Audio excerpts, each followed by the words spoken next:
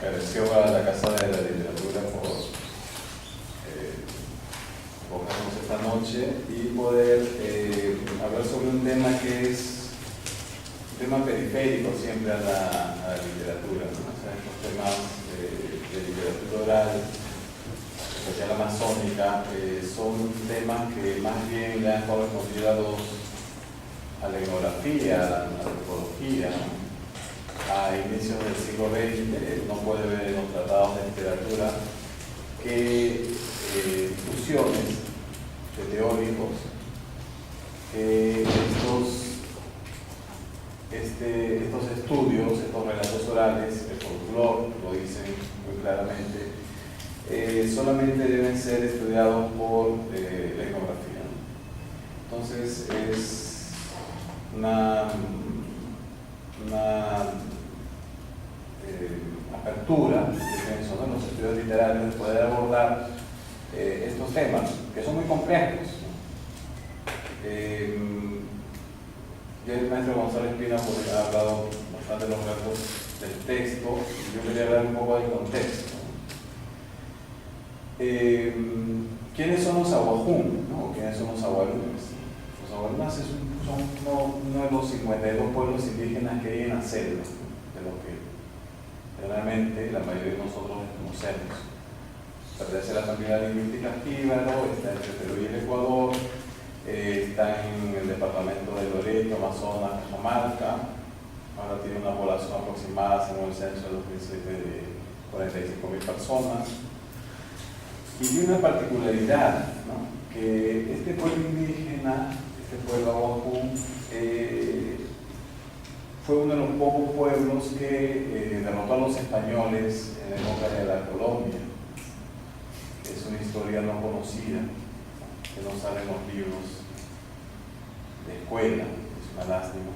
Pero el pueblo aguajún venció a los españoles en 1599, la gran rebelión jíbara.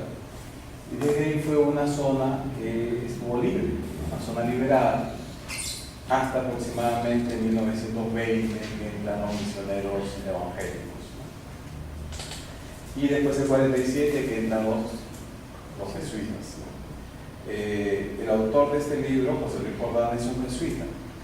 Después se retiró de la compañía, pero cuando recopila los relatos durante 10 años, él vive en el Marañón y él es director del SEAM, que es el Sistema Educacional del Alto Marañón, que agrupaba a 52 escuelas que eran administradas por los jesuitas. En esta zona también hay que señalar que hay una competencia entre el ILB, que es el Instituto Lingüístico de Verano, y los jesuitas. En el ILB hay un socio estratégico que es Molo Tevez, que trae Molo Tevez, trabaja en el Ministerio de Educación y apoya al ILB. Estos jesuitas tenían, como decía,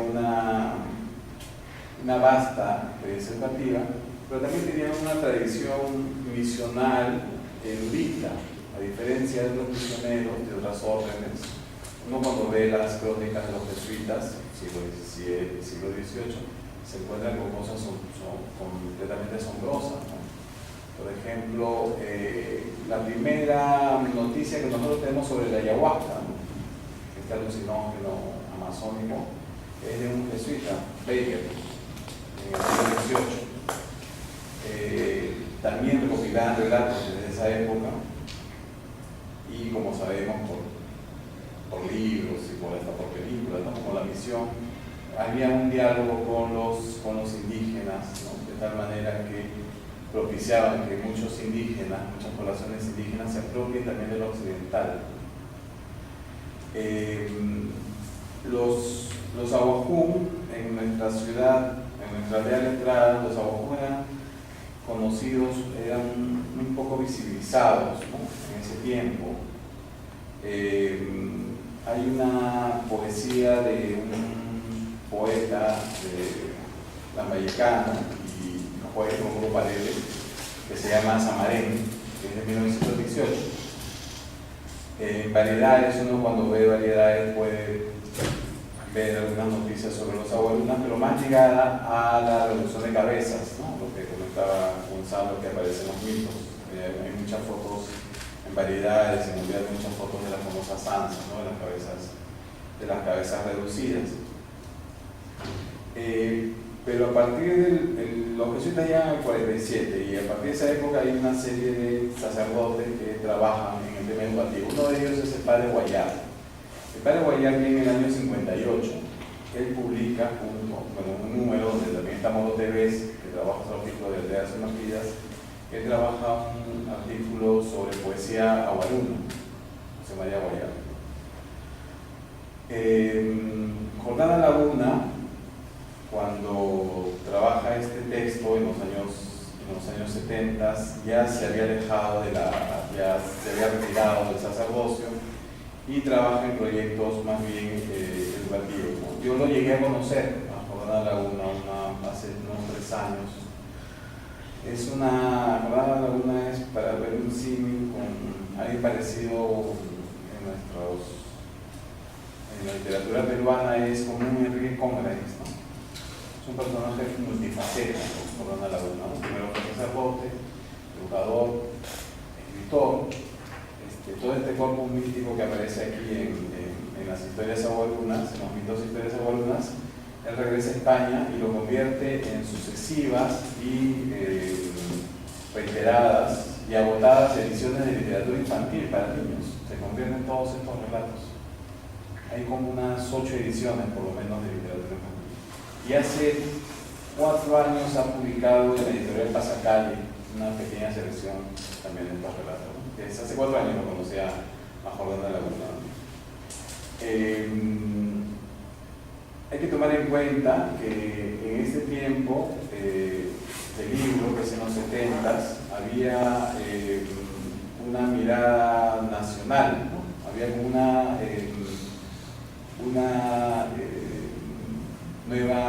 nuevo intento de imaginar la nación, ¿no? Entonces, en ese intento de imaginar la nación, en los 70s aparece la Amazonía.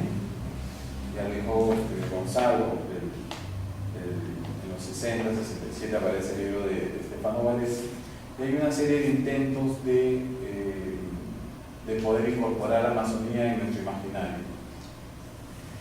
Esto no es solamente los 70, y hay unas décadas antes, ¿no? Jorge Cumplir siempre habla de que el Perú, cada cierta época, él habla de un ciclo de 40 años más o menos, que cada 40 años la nación que voltea su mirada hacia la Amazonía, ¿no? Y uno lo puede ver, ¿no? En Caucho, 20, 10, 20, en los 50 también hay un intento de poder integrar la Amazonía, después en la época de Velasco, los 70, los 80, ¿no? Y después ahora últimamente, ¿no? Lo interesante de este trabajo es que es un esfuerzo interdisciplinario. Hay un educador, que es Jordana Laguna, está un antropólogo, Stefano Valesi, que es el que selecciona y clasifica los relatos, pero también hay 2 poetas de renombre que intervienen en el texto, que son Carlos Germán Belli y Javier Soloburio, que son los que colaboran en la corrección de estilo, ¿no? Entonces, esta es una obra interesantísima. ¿Por qué? Porque es una primera obra en este sentido que no va dirigida a los agualunas, ¿no? Sino va dirigida a la ciudad letrada, a los intelectuales, a los que piensan, a los que pensaban en ese momento la nación, ¿no? Es una obra importante porque concilia la literatura culta con la literatura oral, ¿no? Y yo me atrevo a esbozar una idea, acá, estuve pensando en la mañana, decía que es un contrapunto esta obra, hay que verla como un contrapunto con la Casa Verde.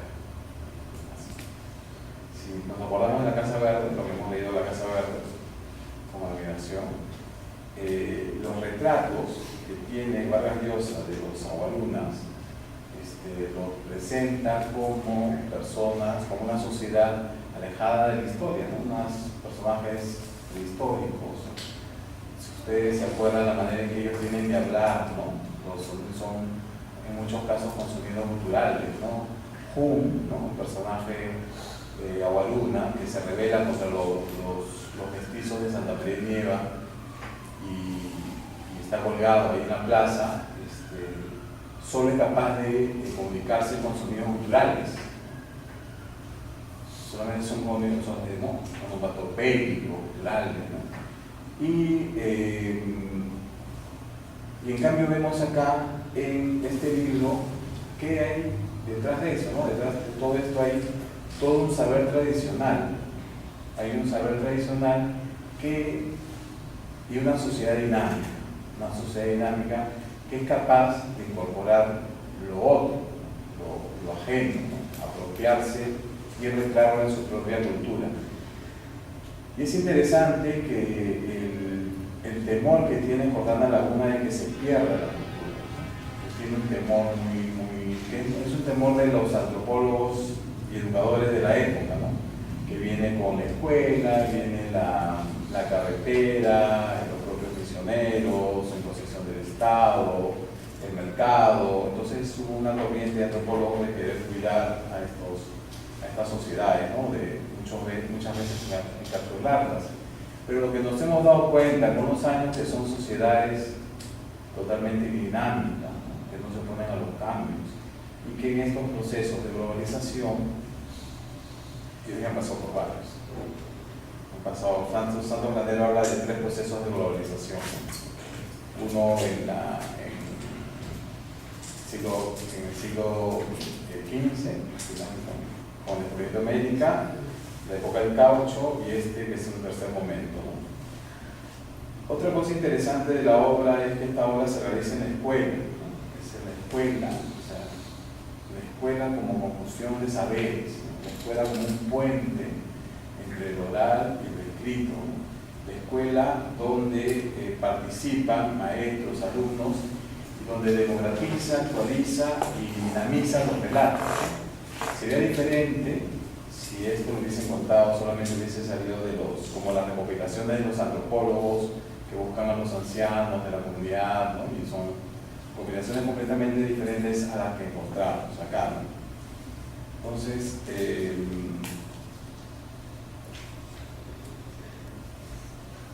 otra cosa interesante es que participan jóvenes, los jóvenes que están viendo los créditos del libro y apunté los nombres de los que están en los que participan en la traducción. Es interesante. Participan 3 personas: César Salazar, Gerardo Huipio y Octavio Chacay. César Salazar, un líder de Aguajún, presidente de CONAR muchos años, es vecino de acá, está en la PCM trabajando con la Oficina de Prevención de Conflictos.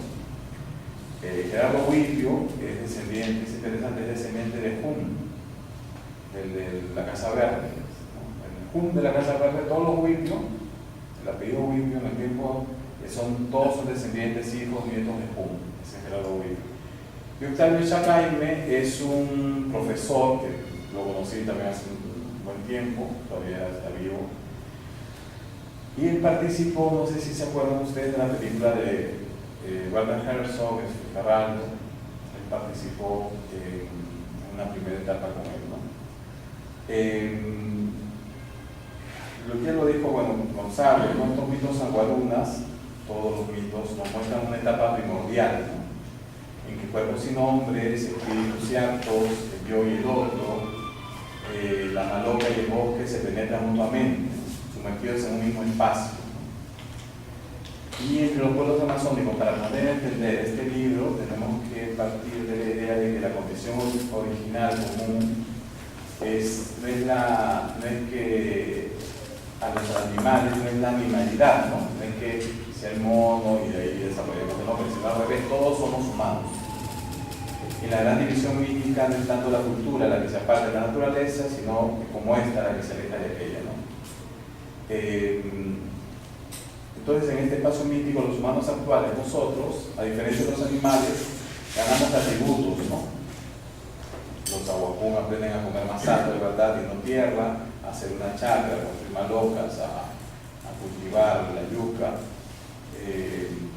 Entre los aguacún hay un personaje también huepio que conoce las canciones mágicas, se aprende a cazar, ¿no? Entonces, la cosmovisión amazónica no establece ninguna distinción esencial y tajante entre los humanos, por una parte, y un gran número de animales y plantas por otro.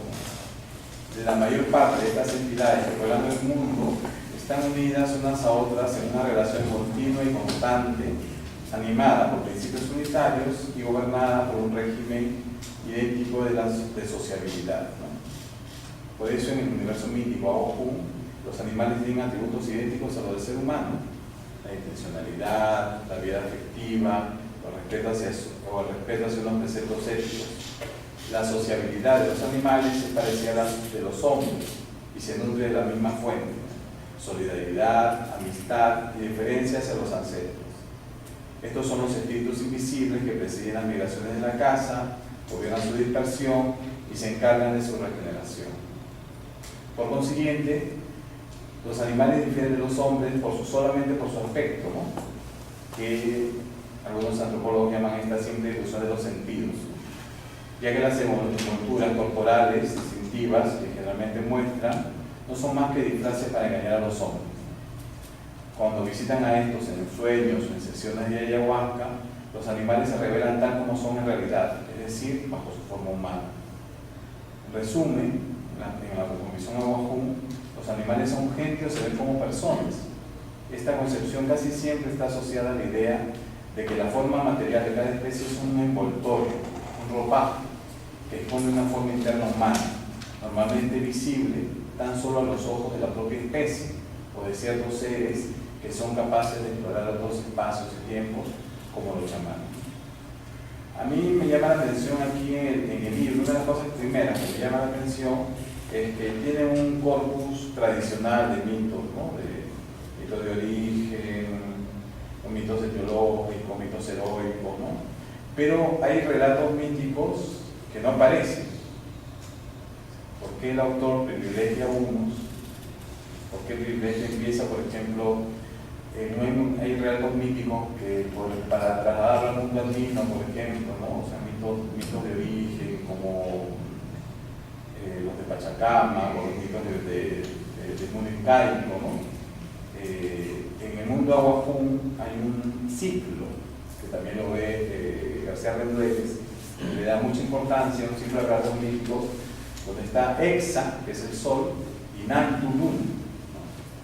Entonces, hay por lo menos unos 20 relatos que no aparecen acá. Acá recién aparece en el relato, creo que es el 11, donde sale el amigo del sol, el niño sol, que es Exa, ¿no? Y ni siquiera es mencionado como tal, ¿no? Y esto es interesante, ¿por qué? Porque a diferencia del mundo andino, donde se prioriza el sol, ¿no?, como divinidad, en el mundo amazónico se prioriza la luna, que es la divinidad personal. En la zona sur se dice la chili, ¿no?, la luna, y luna hombre, ¿no?, como si hemos leído a Calvo en la Ferita, nos podemos acordar de eso, ¿no? Pero en el mundo jíbaro conviven los dos, sol y luna. Es interesante eso, interesante. Solamente por ejemplo, yo he revisado en algunos pueblos, por ejemplo los Achánica tienen el Itomi Pabá, que es el hijo del sol. Los Yanisha también tienen una similar, y son pueblos que han tenido relación con el mundo andino. Entonces uno, a partir de estos relatos míticos, de estos relatos orales, puede ver esta relación que hay entre el mundo amazónico, estos vasos comunicantes entre el mundo amazónico y el mundo andino, ¿no? Cosa que también se está viendo desde la arqueología, ¿no?, de Atelio, en los años 20, con toda su sabiduría, que es una pena que se perdió ese horizonte, pero él se dio cuenta de la relación cercana que había entre Chavín con el mundo amazónico, ¿no? Es más, Tello tiene artículos publicados por la revista San Marcos, el 18, donde estudia lenguas amazónicas. Y él dice que para entender el mundo andino hay que acercarse al mundo amazónico, ¿no? Igual, ¿no?, para poder entender el mundo amazónico hay que nutrirse de lo andino. ¿Por qué? Porque hay muchos relatos, acá aparecen unos, y en relatos de otros pueblos, donde está su correlato en el mundo amazónico. Por ejemplo, paréntesis, en unos relatos recogidos por Juan Anción en Ayacucho, de los muertos, se habla de la cabeza voladora. Una serie de relatos de la cabeza voladora. Y esa cabeza voladora se queda ahí queda la cabeza voladora dando vueltas. Pero esa cabeza voladora aparece en mitos amazónicos, aparece en mitos de Putumayo. ¿Y dónde va esa cabeza voladora? Ya no va dando vueltas, sino se va y se convierte en luna. Entonces hay muchos personajes que aparecen ahí.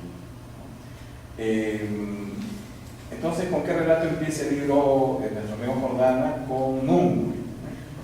Nungui es un personaje mítico que les enseña a las mujeres de la yuca. En el mundo amazónico, la tierra, la chakra, está ligada a la mujer, ¿no? El hombre es el depredador, el cazador, y la mujer es la recolectora. Ella es la que hace crecer las plantas y le da tierra su fertilidad, y a ella se le da el poder de la continua generación de alimentos, ¿no? En Nungui, en este relato, al instalarse la agricultura también se instala la sociedad, ¿no? Pero vemos, es interesante en los diálogos que hay en el relato, porque vemos que la sociedad Wajún no es una sociedad solamente observadora o dueña de lo que le rodea, ¿no? Sino que desde su cosmovisión responde al otro, ¿no? A la naturaleza. No es una relación sujeto-objeto, sino sujeto-sujeto. Y esto resulta clarísimo en esta versión de Nungui, ¿no? Después hay otro relato que a mí me interesó bastante, que me impactó bastante, que es sobre Zunqui.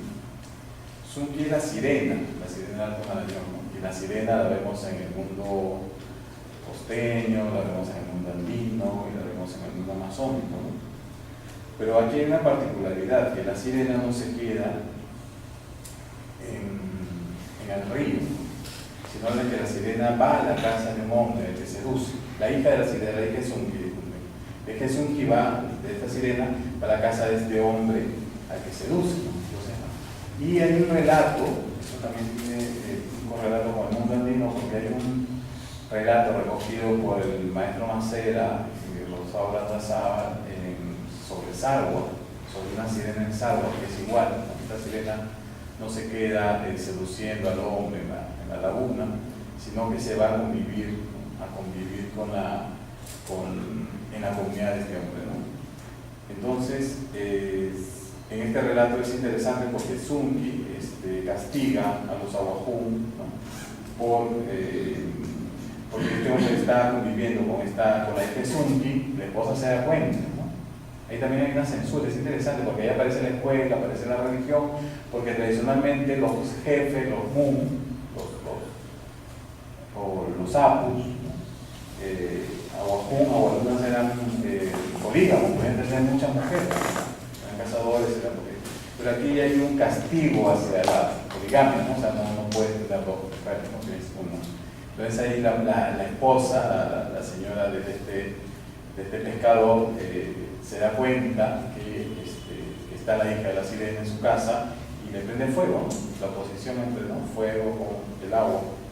Y Zunqui, al darse cuenta, castiga a todos los Awajún, castiga con un diluvio. Y se salva, el único que se salva es el hombre, ¿no? Que se sube a un árbol y se salva, ¿no? Entonces vemos que ya hay una influencia de la escuela y de la religión en estos relatos, ¿no? Así como de estos vasos comunicantes con el mundo andino. Después hay una cosa, también me interesó mucho el mito de Hinchan, ¿no? Hinchan, el agualuna que se convirtió en vampiro. También es interesante, ¿por qué? Porque en el mundo Awajún hay la figura central, es una sociedad guerrera, cuando tenían la tradición de los Awajún, ellos habían este tema de las cabezas reducidas, que se exotizó mucho, ¿no? Las cabezas reducidas, ellos reducían la cabeza, ¿no? Tenían una técnica estaban en guerra continua, ¿no? Ahí también hay que decir que en toda esa zona de Marañón la tierra es muy pobre, había un exceso de población, entonces había una serie de guerras continuas entre los Awajún, los Wampis, los Chuar, ¿no? Y ellos creen en la venganza, ¿no? Como muchos pueblos amazónicos, ¿no? O sea, la muerte no es una cosa natural, sino que es algo exterior, ¿no? El otro te produce la muerte, ¿no? No es que tú te mueras de cáncer o de grito, sino que el otro te produce la muerte, ¿no? Y tú lo puedes ver en el sueño, se busca el chamán para decir quién fue el que mató a tu hijito, ¿no? Entonces, aparece la figura de la Sansa, ¿no? Reducen las cabezas, pero no porque les guste, sino porque en su creencia, en su mundo místico, en su pensamiento, ellos siempre hablan de la venganza, ¿no? O sea, tú matas a otro y el otro se venga. Entonces, ¿cómo evitar la venganza? Es cortando la cabeza y amarrando, sobre todo, los labios, ¿no? Amarrar los labios para que el espíritu no salga y se vuelva a vengar y hacer una guerra sin fin, interminable, ¿no? Y esto fue prohibido. Esto fue interesante, ¿por qué? Porque estas cabezas reducidas tuvieron un apogeo en el siglo XVIII en Europa, cuando se descubre por los viajeros naturalistas que vienen acá después de unas cabezas reducidas, todo el mundo dice, miren, y todos los nobles europeos querían tener una cabeza reducida en su casa, y las tienen, los ingleses, los franceses, todos llevan su cabeza reducida. Hay un cuento de Monterroso que es al respecto sobre Mr. Taylor, que pues lo leen, que toma un poco esta historia. Pero entonces con las cabezas reducidas hay una prohibición de la iglesia, pero vienen ahí, es interesante que vienen ahí a inicios del siglo XX, ya lo que se sabe es que ya como costumbre esta Sansa ya se había clausurado, ya no había. Pero ¿quiénes vienen ahí? Como agentes de cambio. A inicios del siglo XX empiezan a venir los etnógrafos, los etnólogos, empiezan a preguntar a los ancianos, ¿cómo hacían ustedes antes? Y empiezan a hacer, pero empiezan ya no de una manera como la hacían, que era una manera religiosa, de una manera no, sino la hacían por el acceso a bienes, ¿no? Como escopetas. Entonces venían los etnólogos y cambiaban la cabeza reducida por los Winchester, ¿verdad? Y fue un tráfico impresionante en los primeros 30 años del siglo XX, de tal manera que el obispo de Méndez en Ecuador excomulgaba a los que traficaban con estas cabezas reducidas, y se dio, las cabezas reducidas se dio en el Perú hasta los años 40. En los años 40, con el conflicto con Ecuador, hay una presencia real en esa zona y se acabó. En el Ecuador se da hasta los años 60, ¿no? Entonces ya en este relato de Himchan en la Guaruna, que se convirtió en vampiro, que se hablan de un relato de las cabezas reducidas que empiezan a matarse entre todos por las cabezas, que algunos arqueólogos, también es interesante esto de las cabezas reducidas, porque algunos arqueólogos hablan de que es influencia, las cabezas reducidas, de la costa, de las cabezas trofeo. Ya no hay una interrelación siempre entre Amazonía y costa de Moche, de los dos lados, ¿no? Pero en el relato Himchan ya se ve, ya hay una sanción a esta práctica, ¿no? O sea, hay una sanción ética, ¿no? El peligro de destruirse como sociedad, porque al final se mueren todos, o casi todos, ¿no? Entonces hay una influencia también ahí de la escuela, de los preceptos, de la armonía en sí, ¿no? de poder llevar de otras maneras los conflictos, ¿no? Después otros mitos, todos los relatos son de lo más interesantes, yo no quiero caer, ¿no? En ser selectivo con algunos, solo estoy tratando de poder hablar sobre algunos relatos que nos ha ayudado el maestro Gonzalo y poder establecer esta suerte de yo creo de lo que quería Jordana, ¿no? De poder ampliar y poder dialogar, que pueda dialogar este libro, estos textos orales con la sociedad nacional, ¿no? Y nos permiten estos relatos, nos permiten, ¿por qué? Porque vemos también elementos del mundo andino, pero también vemos elementos del mundo costeño.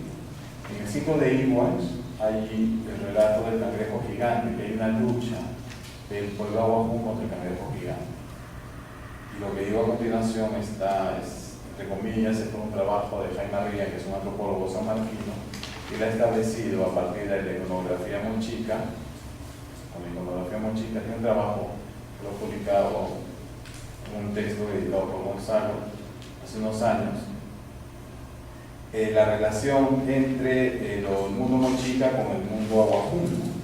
Hay mucha similitud entre ambos. Había relación. Cuando vienen los españoles, siglo XVI, se dan cuenta que en la zona de los mochicas hay mucho oro y preguntan, ¿no? Y la primera entrada no esperan que es la entrada de Alvarado, ¿no? Se van a la zona del Chinchipe a buscar el oro, ¿no? Entonces, en este relato del ciclo de Iguals aparece la figura del cangrejo gigante, que es una figura que vemos en El Señor es Hispano, el cangrejo gigante, ¿no? Que representa el mundo mochica. Ya es una lucha, es una rebelión de los aguajún que al fin logran vencer a los mochicas, ¿no? Hay unas palabras similares también, ¿no? Nayab, por ejemplo, es el Nailán, el mundo mochica, ¿no? Y para concluir, Jordana